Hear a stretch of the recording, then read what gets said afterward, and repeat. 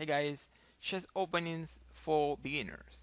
Is there such a thing like a better opening for beginners than other ones? Is there any chess opening more recommended if you're a chess beginner? Should you learn some specific opening instead of some others? In this video we're going to talk about that. I'm going to show you 3 chess openings that are highly recommended for beginners for some specific reasons.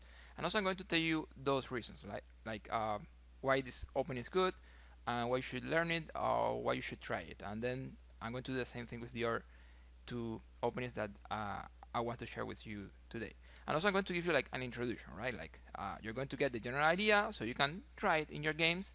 It's like the first step so you can start learning a little deeper that chess opening, because you don't learn a chess opening just like this, right? You need to get an introduction, get familiar with the main line, and then slowly learn a little deeper the chess variation. So that's the idea today. 3 chess openings, very highly recommended for beginners. Let's get into it. So the first chess opening I want to recommend is named a Italian game, right? So we are going to play e4, e5, it's a king's pawn, and then knight f3, knight c6, and then we're going to play bishop to c4. Why is this highly recommended for beginners? Well, because it's simple, it's natural. You're not going to do anything like super crazy, although you're going to try things. You're going to try to get some advantage in the opening and the middle game. But in general, something natural. You're going to stick to principles, and you're going to develop your pieces more or less naturally. So, and also it's super common. I mean, also at the elite, among strong players, they also try it. So it's highly recommended, this one. So what's the idea? Okay, after bishop c4, what can your opponent do? Your opponent can play either. I mean, your opponent can play anything, right? So let's keep that clear, right? But I mean, they can play d6. They can play knight f. I mean, a6. I don't know, b6. They can play anything. But the 2 main lines, the 2 lines that you're going to see more often, and the 2 best options here for black are going to be bishop c5 and knight to f6. So here we are in Italian. When they play bishop c5, that's Italian Juco piano, and when they play knight f6, that's Italian 3 knights. I mean 2 knights. So when they play knight f6, we are in 2 knights. I'm going to show you very quickly what is going to happen after that. For example, after bishop c5, you can follow this idea, super interesting, of c3, wanting to play d4, controlling the center with 2 pawns. In general, if you are playing the opening, you can control the center with 2 pawns. It's going to be super good for you because you have good center space and possibilities in the center. So c3, highly recommended. I think it's main line in this position, or one of the main lines. Then black should play knight f6, attacking your pawn in the center, but then you boom, react in the center with d4. And again, this is very good. After the capture, you capture back with the pawn, and this is going to be a very good and healthy position for white. Of course, this is just the beginning of the line. I mean, there's a lot of theory after this, but well, in general, you don't need to worry about theory that much. Just understand the basic idea. Also, your opponents won't know so much theory. If you're a beginner, you're facing beginners, so they won't know so much theory in general. So yeah, this is the idea in Juco piano. In Italian, when they play Juco piano, when they play bishop c5. The other thing they can try is knight f6. And well, here there's some kind of weakness here because they cannot castle really quickly. Let me tell you something. When they can castle, they can defend f7 very well with the king and the rook. So they are going to be fine on f7 when they can castle. Also, let me tell you something. When they play bishop c5, the queen guards g5. So as they didn't play that, and they just played knight f6, and as I was saying, they cannot castle immediately, they have some issue here on f7. So basically we're trying to exploit that with the move knight g5, and this is what they call knight attack. When you play knight attack, you're aggressive, you're threatening things, and they need to play only one good move here, and that move is d5. It's the only good move that works here for black. Of course, you should know that there are lines that at some point your opponents are going to try. Like there's some knight e4 over here. I believe it's very tricky, but it's not really so good. So there are other things, not better, not really good things for black, but the right move and the best move is going to be d5. And here you're going to capture that pawn, and if they capture here, you can play knight f7. And this is what they call fried liver attack. The idea is after king f7, you can play queen f3, you're putting the game in check, you're getting the knight back. This position is good for white. Again, it's complicated, there are a lot of things coming. It's just the beginning of the theory here, so there are things after this, but as a first step, it's fine if you want to play Italian. If they accept, if they get into two knights, you can play knight attack, and they accept getting into fried liver attack, which is this one I just mentioned. Well, you know, that's the way we continue, and in general it's a good position for you. So that's why in general they should not capture. In general they should just play knight a5 here, and then you're going to give a check. I'm not going to get too much deeper into this because that's not the idea of this video, but you should know that this position is fine, it's totally playable, and it's very interesting for white pieces. So that's all we need to know as an introduction about Italian game. It's a very recommended line for beginners, so you know, check it out, try it in your games, and if you have any questions, of course, let me know in the comments.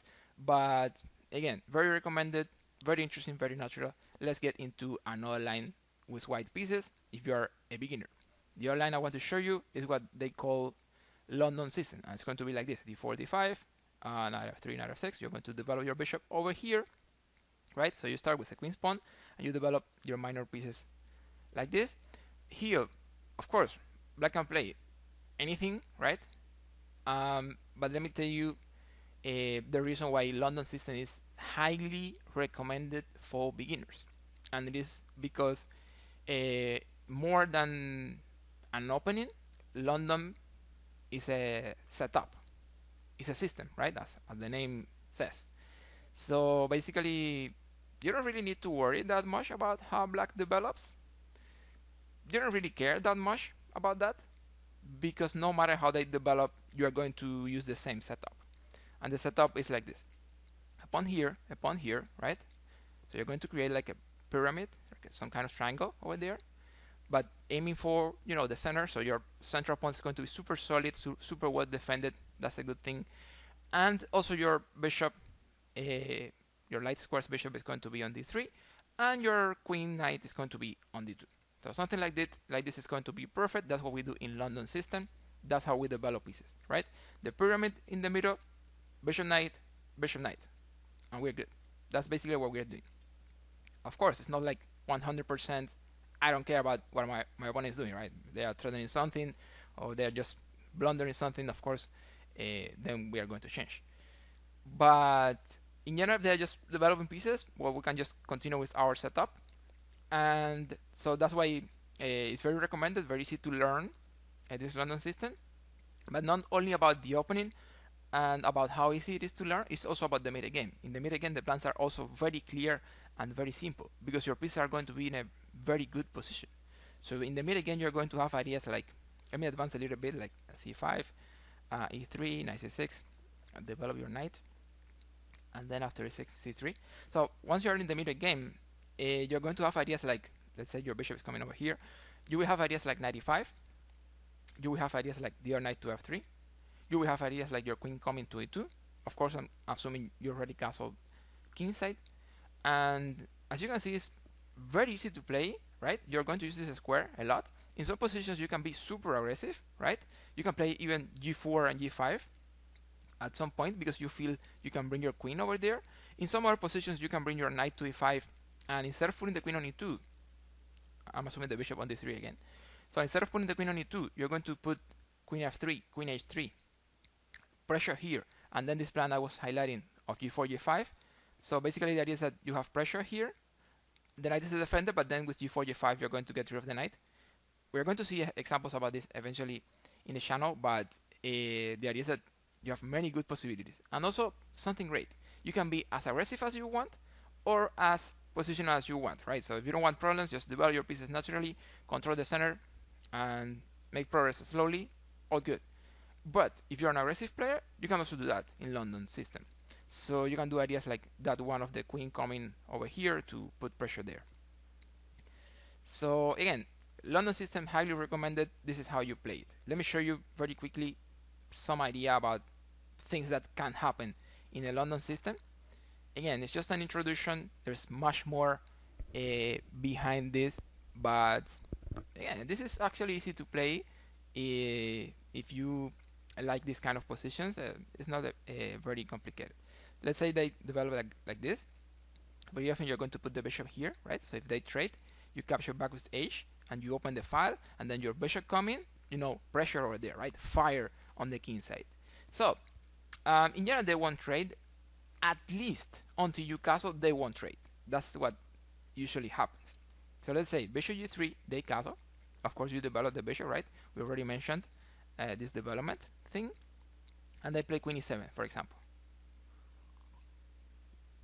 When this happens, they will try to play e5. And you don't want to let them play e5, because if they play e5, they are fine, the bishop is better, they are controlling the center, they are getting space, so don't let them play e5. So here we're going to play knight e5. And just to show you what can happen, let's say black plays a super logical move like knight d7, trying to fight your knight, right? So they can actually play e5 later. Well, things are getting very, very interesting here. You can capture that knight, they can capture back, you can capture here that bishop, they can capture back, and you can capture here this pawn.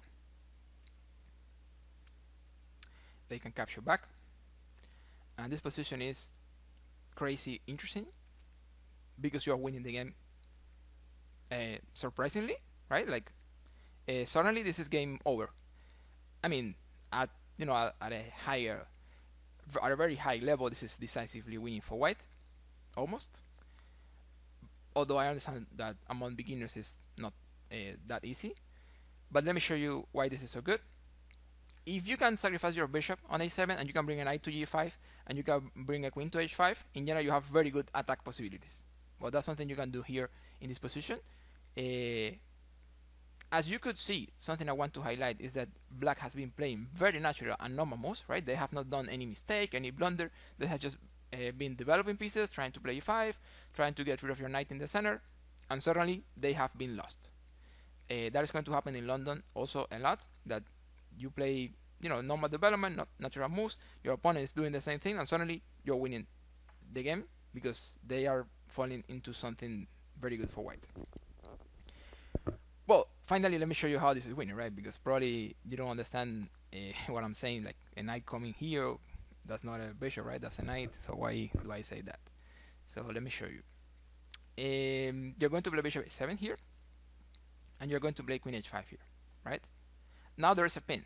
The queen is undefended, so you can take advantage of that by and play knight e4, attacking the queen and going to g5. And here we are going to have what I was saying. Like you're going to have a knight on g5 and a queen on h5. That's the idea. This is already winning. I think they have to sacrifice the queen here. They don't have a way to escape from that mating net unless they sacrifice the queen. For example, if they move the rook, you check and you mate. So yeah, this is just an example of something that can happen. This is something that has already happened in London, right? There are games where black has got into this line, and of course white has won. So yeah, that's the idea. That's what we can get with London. Again, highly recommended because it's easy to learn, super natural, super interesting for the middle game, very flexible. You can develop in any order. It's a setup, it's a system. So you don't really care that much about how black develops. And also in the middle game, you can be more or less aggressive depending on your style, on your likes, on your mood. You can play as aggressive as you want when you try London system. So yeah, super recommended. Of course, try it in your games. Let me know if you have questions later or anything. But try it. Again, it's just an introduction, right, to the line. There's much more, but well, it's like the first step we need to give. So that's London system. And finally, I'm going to show you another line highly recommended if you are a beginner, right? And it is going to be e4, e5, knight f3, knight c6, and then the final line is this one, c3. This is what we call Ponziani opening. Let me tell you why this is very recommended, right? If you are aggressive, if you like dynamic, entertaining positions, this is the right opening for you. The idea is that, again, you're trying to play d4. In general, if you can put pawns e4, d4, in the center, you're good. So basically, that's what we are trying to do, right? I want to play c3, d4, control the center very well. That's what you're doing. So this is annoying. Almost for sure, your opponents don't know the theory. Ponziani is not a line that we face with black a lot. So almost for sure, your opponent is not familiar with it, doesn't know the theory, doesn't know how to deal with that. And that's where we can actually get really nice positions. So summing up about Ponziani, we're going to see the moves now. But keep in mind that it's aggressive, it's dynamic, and it's tricky. So there are many opening traps when you play this line. Okay? So again, keep that in mind because it's super interesting if you are that kind of player. And it's not hard to learn, it's more or less intuitive at some point. I'm just going to show you an intro of how to play Ponziani. You're going to play c3, and there are two good moves here for black. Those two good moves are knight f6 and d5. If they play other things in general, they won't get good positions, so they should try one of those. But even if they try one of those, your position is going to be good, because for example, let me show you this line. They play knight f6, attacking our central pawn, but we don't really care that much. We're going to play d4.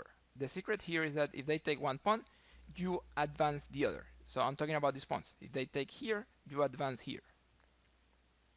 If they take here, you advance here. That's the way to understand this opening position. So let me show you the line where they capture here. That's a theoretical line. At that point, you're going to play d5. They're going to play knight e7, and you're going to get the pawn back on e5.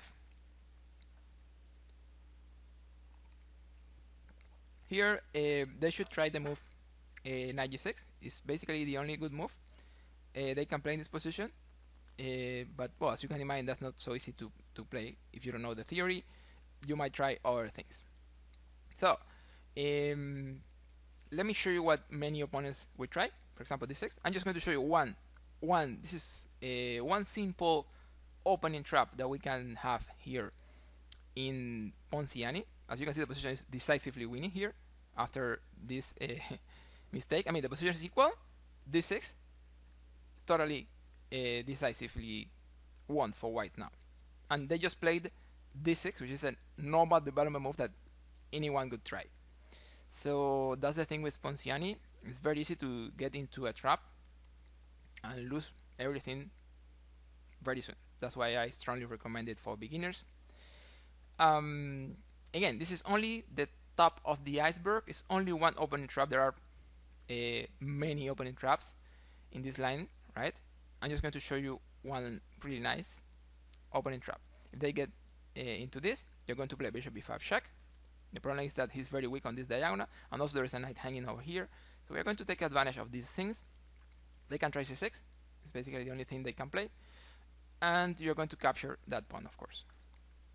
The idea is that you're discovering here, getting the queen, or also you're discovering over here, getting material. So they are in a very, very tough position. So, I mean, there are some things they can try here, but in general, let me show you this line that anyone can try. It looks super good because they are attacking here with checkmate. They are getting your bishop. They are finally getting your pawn. So it looks like black is not really so bad here, but there's a beautiful trap. I mean, a beautiful continuation after this. And it is like you capture here, discovered, getting the rook, putting the king in check.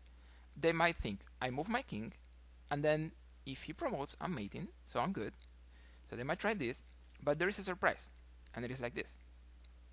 You're going to play knight takes f7 check, forcing king c7, and you're going to take the rook, but you're not going to promote to queen, because if you promote to queen, you're going to get mated on f2. So we are going to under promote to a knight. This is going to create a fork position, attacking both king and queen. This is beautiful, right? Under promotion in the basically in the opening, and under promotion forking and getting winning the game. So let's say they move the king, and well, you just get the queen, and this is game over. Just winning for white.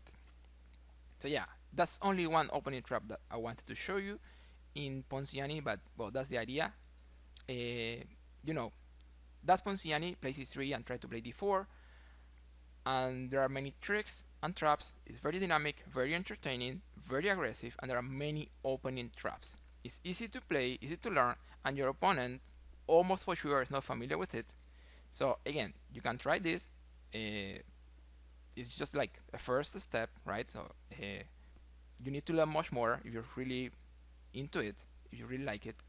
You need to get a little deeper, but I can tell you it's interesting, it's dynamic, and it's good. You know, good performance for white in at this level when white tries Ponziani.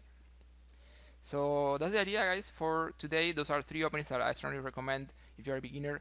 Italian, London system, and Ponziani. You try those openings, pick, choose your favorite, but they are actually very recommended for beginners. They are going to give you better results and in general better performance than other openings, more complicated, more unnatural, harder to learn and those things.